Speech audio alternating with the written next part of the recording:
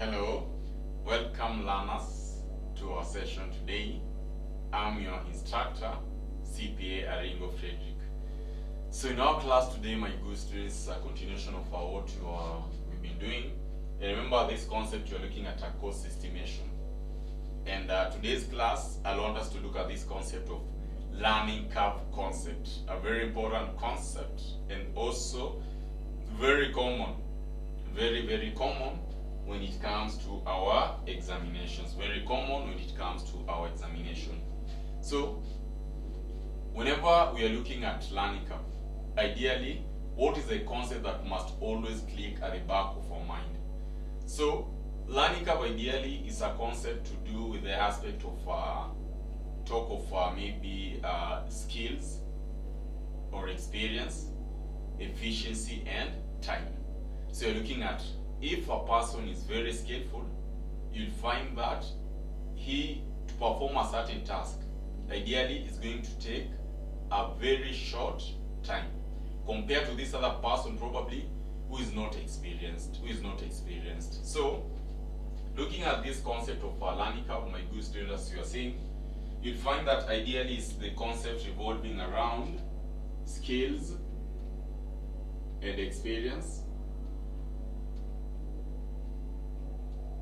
and also the aspect to do with the aspect of efficiency and time. How would these three factors relate to each other? If I'm more experienced, the more efficient I am, and the less time I'll be taking in performing such task. So the main concept that we should grasp here is that ideally I'm looking at the concept of what? I'm looking at the concept of time factor, and now relating it to the aspect of cost. Remember, you are still looking at cost estimation. So basically you'll find that these components, ideally it will evolve around human. This is a human resource that you'll be looking at most of the cases. And whenever we're talking of the human resource at this point, key element that we'll be looking at is what? Labor cost. So ideally the whole concept behind learning curve, will find it will be revolving around what? Around labor cost. It will always be upon us to determine the labor cost. It will always be upon us to determine the labor cost. That is the main concept that you should always grasp at any given point. I'm looking at the concept of learning. So skills, efficiency and time. That is very key concept that you must always grasp. And I'm going to give you a trick, my good students. At any given point, whenever we are handling the concept of learning curve, always aspire to grasp the concept right. Don't cram. I repeat again, whenever you're looking at the concept of learning curve, please don't cram. So after we've looked at this concept, my good students, after we've looked at that concept, as of now we can clearly now define what learning curve is. So we normally say that a learning curve theory applies to situations. Learning curve theory applies to situations where the workforce as a whole improves in efficiency with experience. I repeat again, you are saying that learning curve theory applies to situations where the workforce as a whole improves in efficiency with experience. With experience. Full stop, continuation, you are saying that the learning effect or learning curve effect describes the speeding up of a job with repeated performance.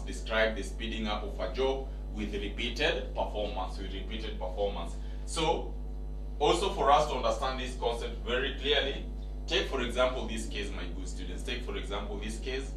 I'm having an employee. I'm having this person. You have been employed in an audit firm, assuming we are looking at it is the first day that you're employed probably. You've been employed in an audit firm. In this case, you're talking of an audit firm. You have been employed in an audit firm. Being employed in an audit firm, this is what will happen, right? During your first month, during your first month, you'll be given, say, a file, one file for verification. This one file doing the verification, maybe it can take you, say 20 days in doing the verification for that. In your third month, as an employee in that audit firm, you'll find that one file you'll be taking, say 12 days, for example, in doing the verification. In your fifth month, as an employee, in your fifth month, the same file, one file, maybe you'll be taking, say 8 days. On your 8th month, as an employee there, what will happen? You can do even 2 files within, say even 2 files, say within maybe talk of 6 days, or 2 files within 4 days. So it will reach a time that probably on your first year, you can do, say these 2 files maybe within 4 days. And there's no way probably you can do, you can take probably lesser days than before. So what will happen here, my good students? What are you realizing? What are you able to note? In this case of ours, I believe we can clearly see that.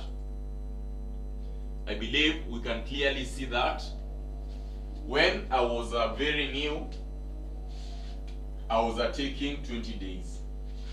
The moment I've started gaining experience, our days or time of performing this task will start probably to reduce. On the 5th month, at least I'm having a good experience. I'm doing 8 days. It reached a point whereby my experience, I'm very skillful now after the first year.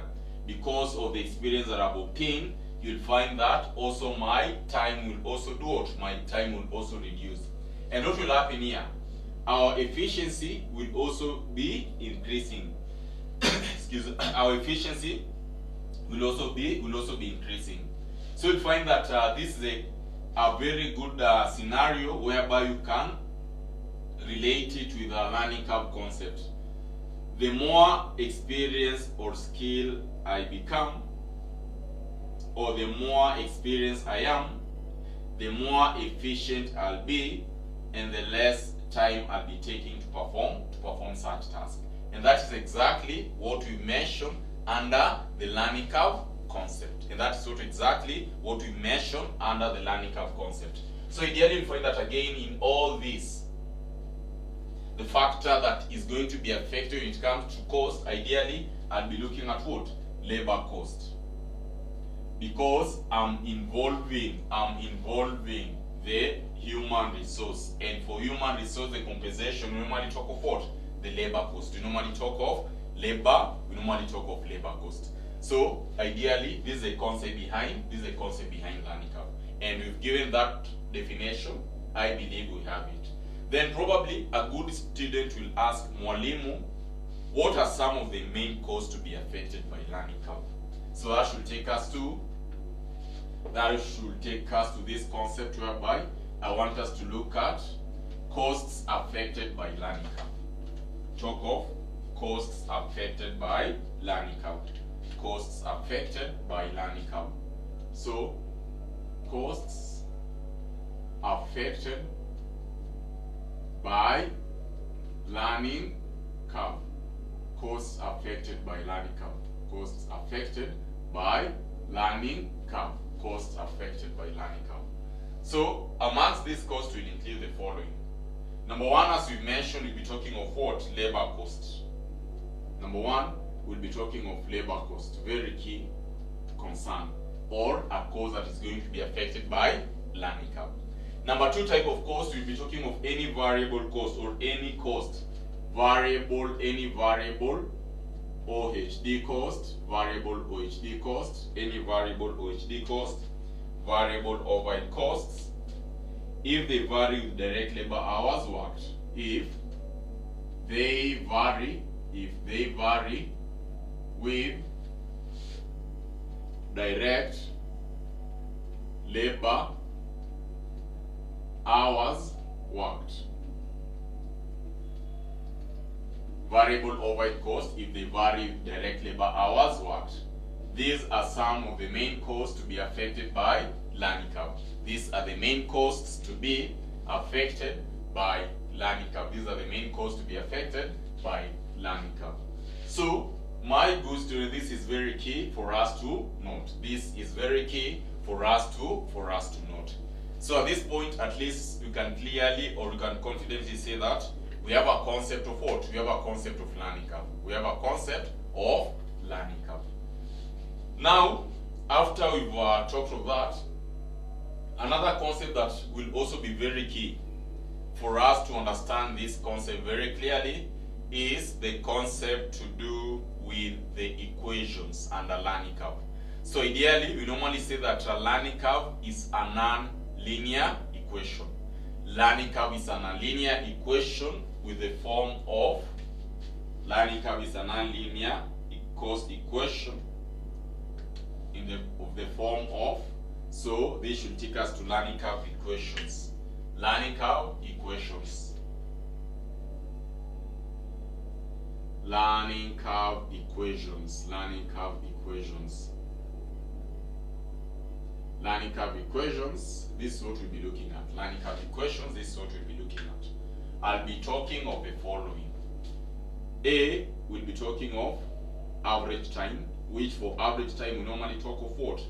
AX raised power B.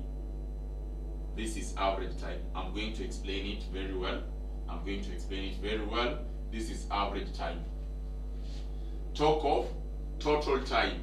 Y will always be equal to AX raised power B plus 1. So this is what? The formula to determine our total time.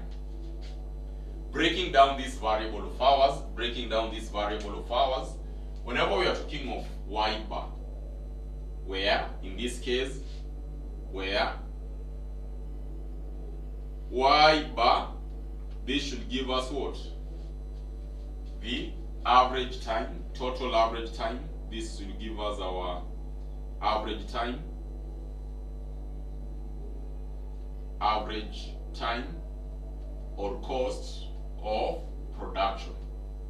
Average time or cost of production. Average time or cost of production. Talk of Y. Y, this should give us our total time or cost of production. Total time or cost of production. Talk of A. A, this should give us our cumulative, and the key word that I want us to grasp here is this point. We are talking of cumulative, my good students. So I want you to grasp this and grasp it very correctly. Whenever we are talking of A, ideally I'll be looking at what? Cumulative time. Cumulative, not per se cumulative, but time or cost, time or cost of producing, the first batch. This is the word that I want us to grasp, the first batch, time or cost of producing the first batch or unit. First batch slash unit. First batch. If possible, underline this word first. If possible, underline the word first. So we are saying that for us to determine A, or rather our A will always stand for time or cost of producing the first batch. Time or cost of producing the first batch. Time or cost of producing the first batch. Time or cost of producing the first batch. Now, after we've talked of this, we can also talk of what? X. We can talk of X. We can talk of X. We can talk of X. We can talk of X. So ideally, when you are talking of X, my good students, what must always click at the back of our mind? So X, ideally, this should give us, and if possible, have this with another pen. We normally talk of cumulative production. Cumulative production. keyword we are looking at cumulative. So X will always give us cumulative production. And kindly, I want you guys to underline the word cumulative, because it is very key whenever I'm looking at the concept of learning curve. So I want you guys to underline the word cumulative production, because that is very key. As we continue with this, that should take us to B. Whenever we're talking of B, what will we be looking at? So talk of our B here. Talk of our B. So B should give us what is known as what? Learning index. B should give us what is known as learning index. Learning index. That is what should give that will be our B. Learning index. Learning index. And to determine this learning index, we will be talking of log R. R, ideally, this is the learning rate. We divide by log 2. That should give us our learning index. We are talking of log R. We divide by log 2. That should give us our learning index. So trust you me, my good students, if we are able to master this concept, and I'm going to show you also at what point are you supposed, or at what time are you supposed to use the average time, and at what point will total time be very effective. So this is very key. So the first step in understanding the concept of learning curve, first of all, we've said I should understand this is a concept ideally behind what? This is a concept ideally of time, efficiency, and skills or experience. Then we've also mentioned that the major costs to be affected by learning curve is what? Labor cost is a labor cost. And also we've gone ahead and said that learning curve ideally is a non-linear equation in the form of these two, whereby we are talking of average time, and also we are talking of what? Total time. It is very key for us to grasp this concept. So after we've looked at this foundation of learning curve, my good students, I want us now to proceed and look at what point will it be ideal, for us to use what? At what point will it be ideal for us to use the average time, and at what point will it be ideal for us to use what? The total time. So this should take us to a concept known as learning curve with doubling effect. So we are talking of, this should take us to this concept known as the learning curve with a doubling effect. So in this case we are talking of learning curve with doubling effect. By the way, before we go to that concept of learning curve with the doubling effect, if we are told now to demonstrate a learning curve using a curve, how will it look like? That's also a very key concept that we can also talk about even before we go to look at learning curve with the doubling effect. In the event that you are told to demonstrate the concept of a learning curve using a curve, how can we do that? So this should always be our curve. In this case, we'll be looking at this case. I'm having, we can talk of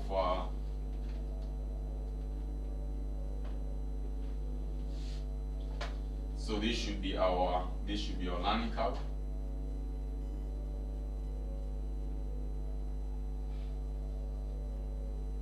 So I'm looking at our learning curve here. So take this to be our time. And take this to be our production.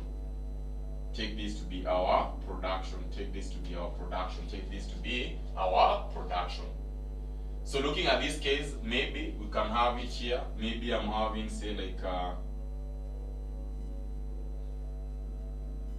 I'll just take any figures, my good students. We just take any figures here. So, looking at this graph, maybe I'm having, say, like 100 units here, 200, 300, 400, 500. This is in units, okay? Then you are talking of, say, like 10 here. We are talking of 20, 30, 40. We are talking of 50. And in this case, I should be talking of this curve here. Kindly check it out well.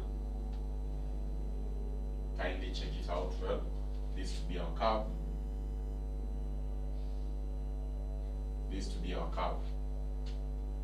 So I should be having it as this case. I should be having it at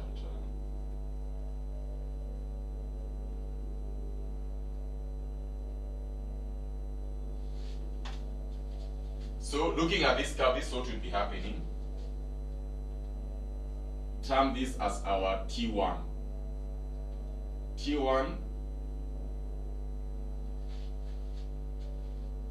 Top of our P1 production, P1, right? Then you should take this component here,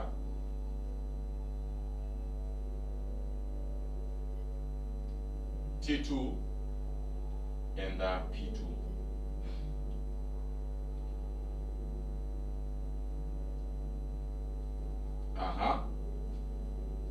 Then it will reach a point probably where I should be having that case. So ideally explaining the concept of learning curve now, my good student, using a graph, explaining the concept of learning curve using our graph. This is how it will be.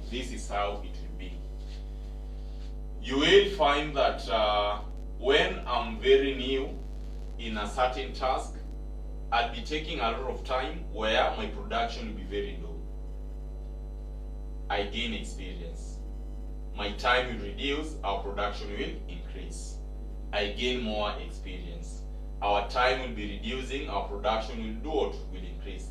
But it will reach a level whereby this learning will stop. It will reach a point whereby this learning will stop.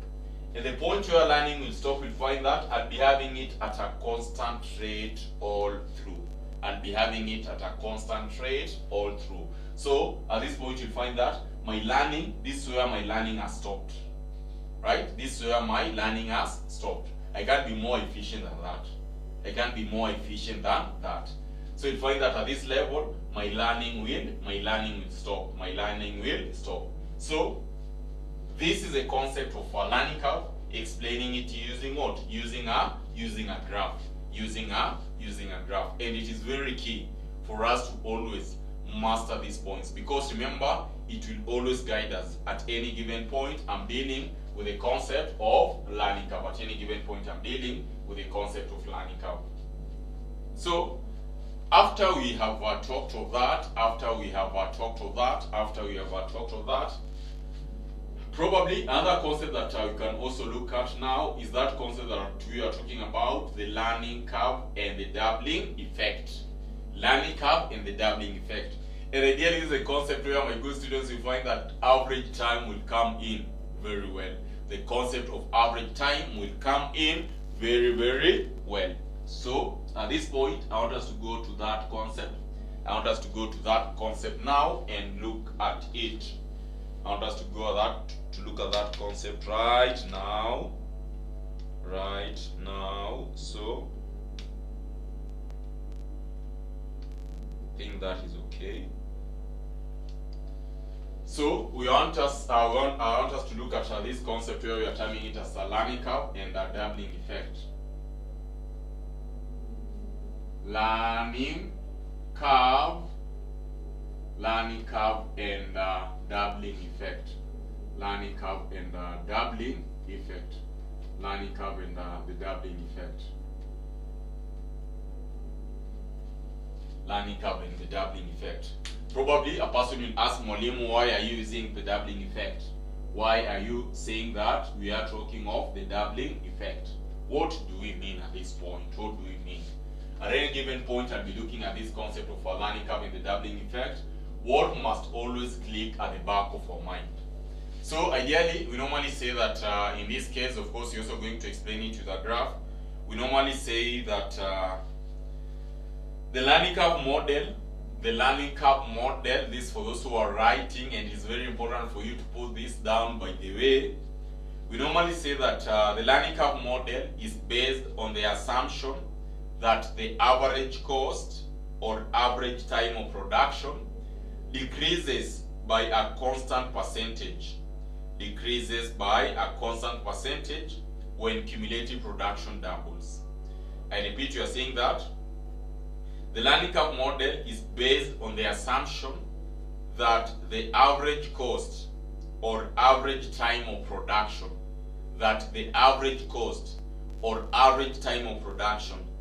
decreases by a constant percentage when cumulative production doubles. It decreases by a constant percentage when cumulative production doubles. So we normally say that at any given point, whenever I'm looking at the learning curve concept and the doubling effect, is that if our production doubles, also our time will tend to do what? Will tend to decrease. Our average time will be decreasing at a constant rate. Say for example, take this case, my good students. Say for example, take this case where we have, allow me to erase here because I know we have this concept. And of course, just explaining it here, whenever I'm having a doubling effect, you'll find that as accumulative production doubles, also our average time will be decreasing. So allow me to erase it here. And we are looking at the concept learning curve and the doubling effect. So this will be the impact. Take for example this scenario whereby you are talking of our cumulative production. We are looking at our cumulative production. We are talking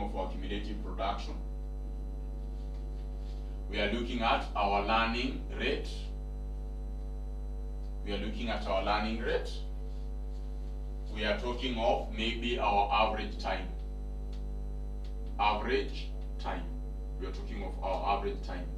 We are talking of our average time. So this is what you are saying, that in the event that I'm having accumulative production doubling, say I'm having 1, 2, 4, 8, 16. Learning rate, assuming in this case I'm given a figure of, say learning rate in this case, maybe I'm given, say like talk of 80%. Assuming learning rate, I'm given 80%. So we are saying that whenever I'm having the concept of the doubling effect, our time will be decreasing. Time or cost will be decreasing at a constant rate. That means that, assuming in this case maybe I'm having our average time say to be like 100. Our average time to be 100. If I want to determine the average time of producing the second unit or the second batch, what you are going to do, we are going to take 100, we multiply by that percentage, which is 0.8, 80%. That should give us how much? That should give us average time of 100 by 0.8. I know very well it should give us roughly like 80. So you should be talking of roughly like 80 here. This is 80. How will you determine now the average time of producing the other batch, the next batch? This is what we'll be doing. I'm going to take now here 80. We are going to take 80 here. We multiply by 0.8. That should give us 80 by 0.8 to give us 64. So that should give us 64. The other point I should be talking of, 64. We divide by 0.8. That should give us how much, Germany? That should give us 64 by 0.8 to give me a figure of 51.2. 51.2. Then what about the other point? To determine now the time taken, the average time of producing the 16 batches I should be talking of, that should be 51.2 by 0.8, the learning rate. So that should give us by 0.8 to give us a figure of how much? 4 or 9 to give us 40.96, to give us 40.96. 40.96. So ideally, my good student, this is how the average or the doubling effect normally affects our data. That is how the concept of doubling effect will always affect our data. So I'm having that case. Then probably in this event, assuming that you are not given the learning rate, but you are given the average time. How will you determine your learning rate? So to determine the learning rate if not given, to determine the learning rate if not given, this is what you are going to do, my good students.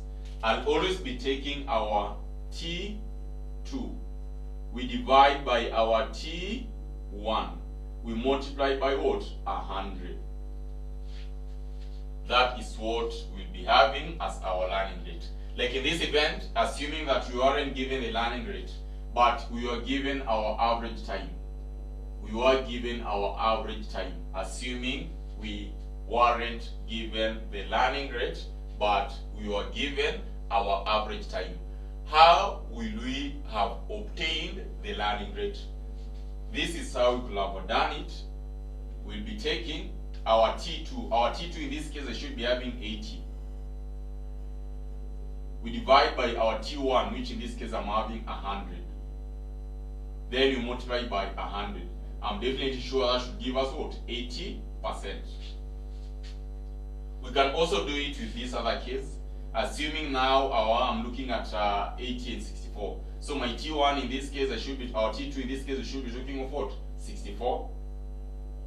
We divide by 80 times 100. So I'm 100% sure that should also give us what? 80%. So you'll find that it is constant. And what you realize at this point is that what is happening to our average time, my good students? Yeah? What is happening to our average time? If our cumulative production doubles, what is happening to our average time? You'll find that also our average time will tend to do what? To reduce. Our average time will also be reducing. And that's a very important concept that we must always have at the back of our mind whenever we are talking of what? Learning curve concept. Whenever we are talking of learning curve concept, that is a very important point that we must always be having at the back of our mind, Now, after we've looked at that case, assuming in this case, my good students, you are given the aspect of total time. That this is also another scenario that can also be looked at. Assuming we are given total time and I'm not given our average time, how will we have determined our average time? Assuming that in this case you're given our total time, right? I'm given our total time and I'm not given our average time. So that probably at this point maybe I'm given say like 100. Maybe I'm given say like 160 for example. On the other case maybe you can talk of, maybe I'm given a figure of that should be maybe 256 here. Maybe talk of the other point, maybe I'm given 409. Say I'm also given say like that should be 40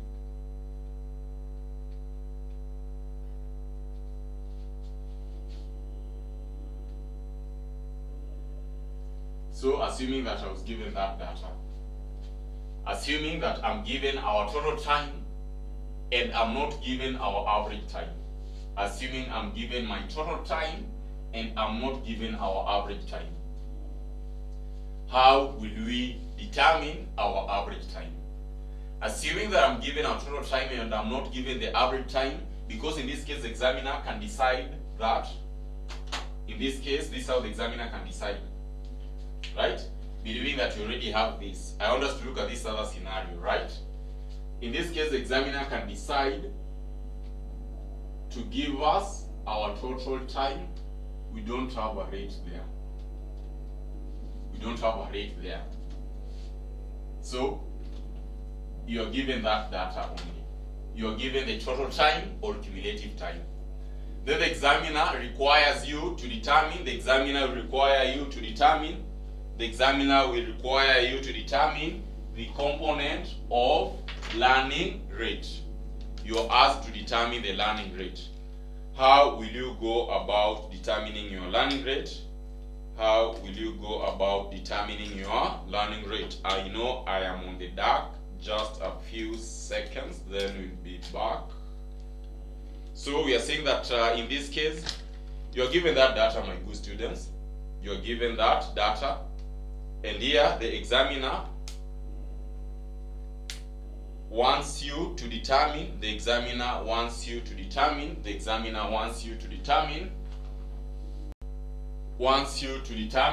the component, examiner wants you to determine the component of what? The component of rate. The component of rate. How are you going to work it out? So, given such a scenario, my good students, and you are required to determine the component of rate, how will you go about this? This will be simple, because mark it very correctly, and kindly, if you have a question, please ask at this point, because it is very important for us to grasp this concept here. So, if you're not given our learning rate, you are given only the total time, and the examiner wants you to determine the learning rate. What will be the procedure? So to determine our average time, I'll be taking, to determine our average time, first of all, I'll be taking our total or cumulative time. We divide by our cumulative units. We divide by our cumulative units. So in this case, this is what we are going to do. I'll be taking 100, we divide by 1. Right? These are cumulative units. So you should be having 100 here. On this second level of production, or second batch or second units, I should be talking of 160, we divide by 2 to give us 80 here. The other point, we should be talking of 256, we divide by 4 to give us 64. Then talk of the other case, we should be talking of 409, we divide by 8 to give us 51. The other point, I should be talking of 655, divide by 16 to give us how much? 41. That should give us 41. So this is how we have determined our what? Our average time, right? Remember, you are only given total time, and you are asked to determine our learning rate. So you are going to start by, first of all, determining our average time. Then the moment I'm having my time, and in this case I'm given the concept of the doubling effect, our units were doubling, cumulative production was doubling.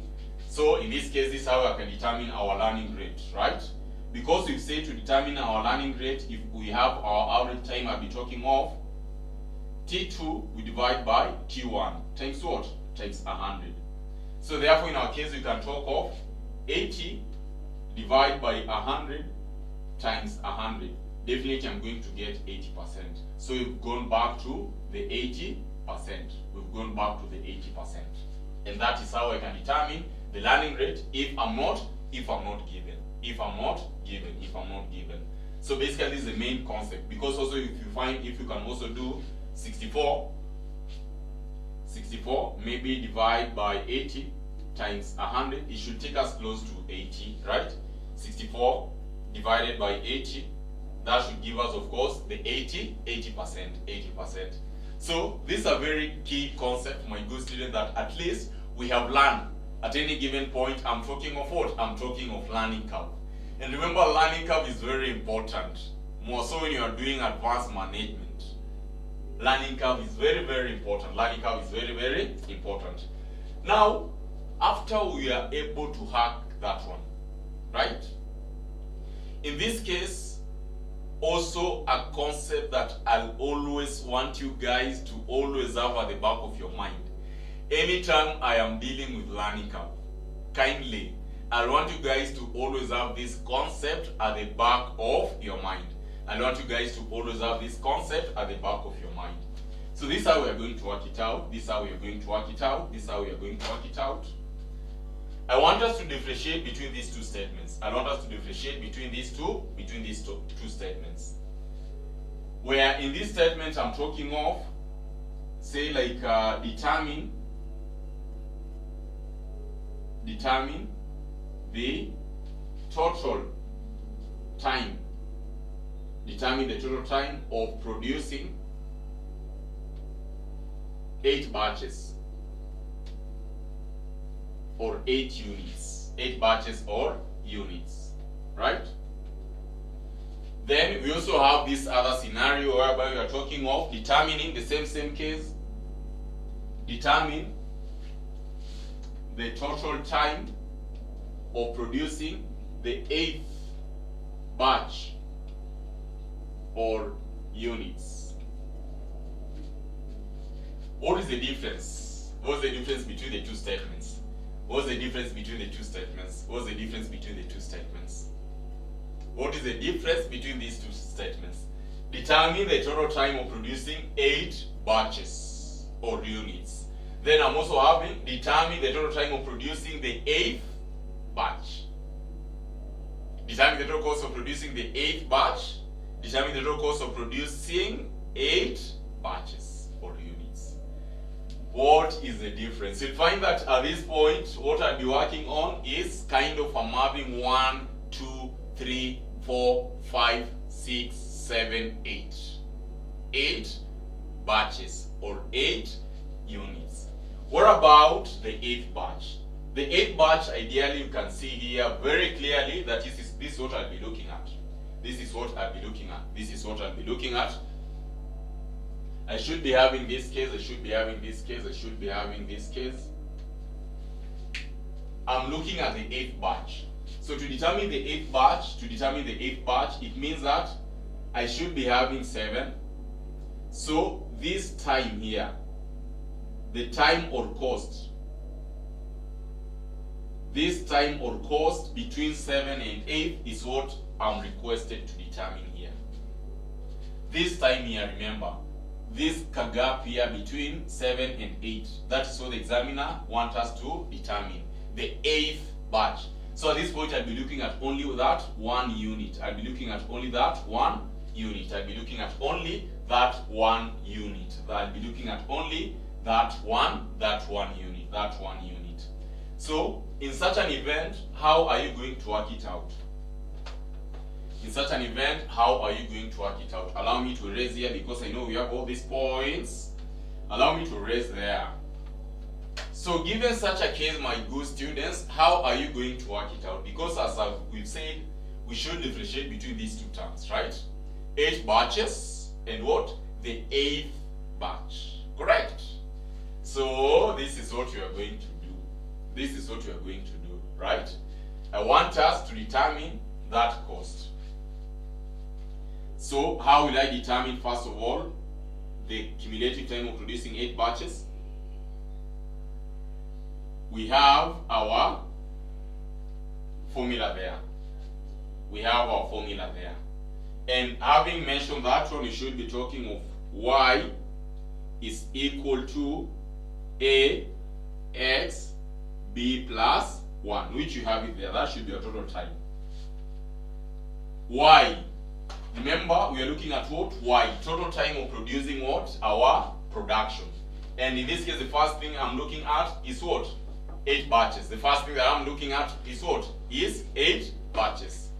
How are we going to work out these 8 batches? How are we going to work out these 8 batches? So for 8 batches, you are going to work it out like this.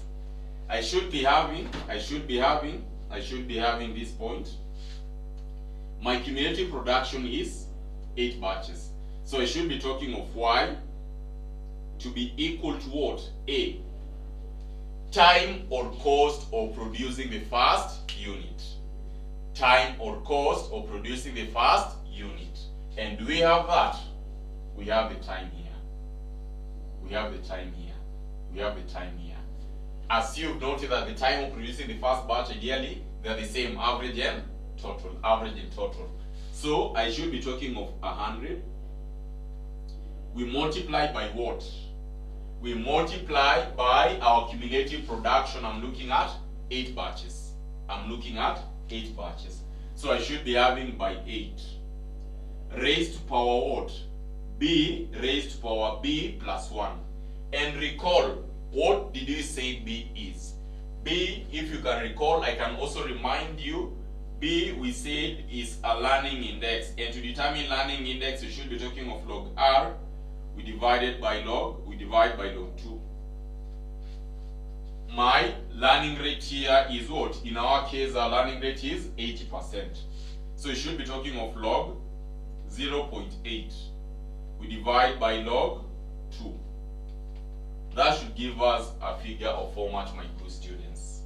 Log 8, we divided by log 2. That, if we divide by log 2, that should give us how much? Quickly, we can get a figure of how much? Log 0.8, we divide by log 2. In that case, I'm having, this should be negative 0.3219. Right? So therefore, I should be talking of B, which is negative 0.3219 plus what? Plus 1. That should give us how many hours? That should give us how many hours? So I should be talking of, first of all, always advisable, we start by working out this one. Negative 0.3219 plus 1. That is 8 raised to power answer times 100. So in that case, I'm having a figure of how much? 409. 409.6. 409.6. 409.6.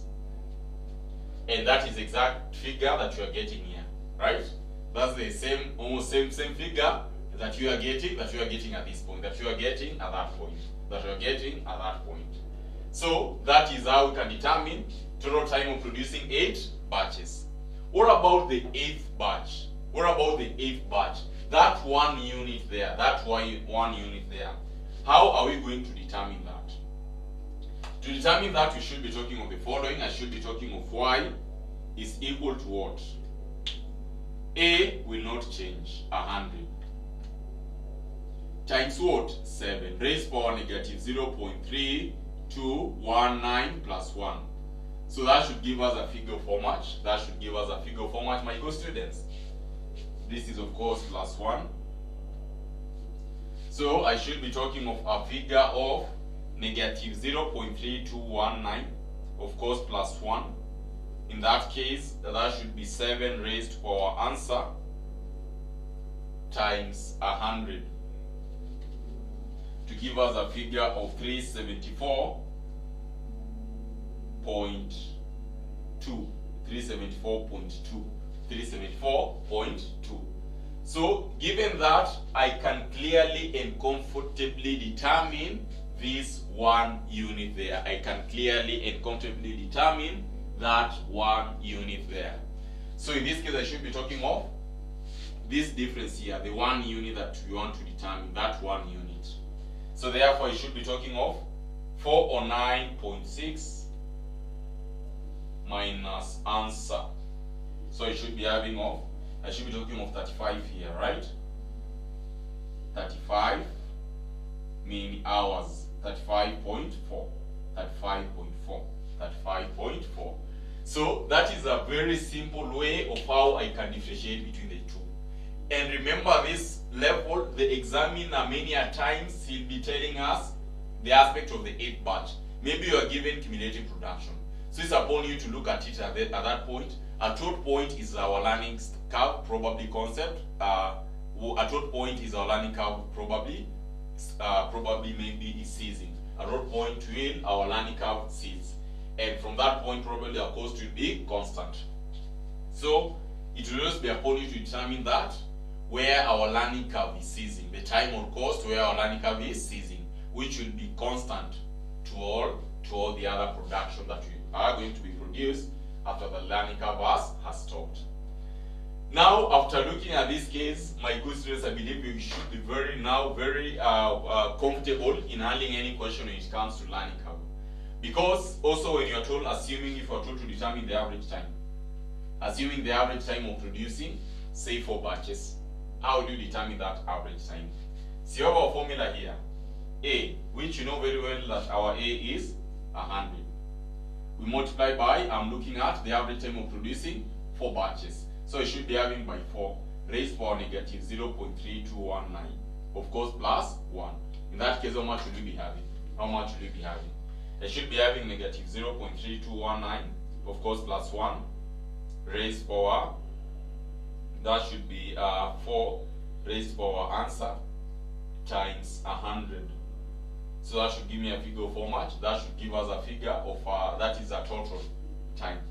And we want our average. So our average, just remove, because if you get the total time, you'll find that you're getting exactly to 56. And if you're to get our average time, I should be having 4 raised power negative 0.3219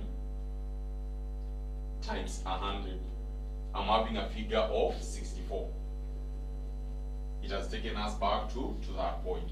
So remember all these points. So long as you have the concept right, it will be very easy for us to handle any question when it comes to learning curve. So I want you guys to join me in the next class, whereby I want us to look at a whole question for learning curve. It will really open our minds wide to understand all these concepts. So kindly join me in the next session, whereby you are going to handle a full question for learning curve to open our mind wide. To this juncture, thank you so much, and let us meet in our next session.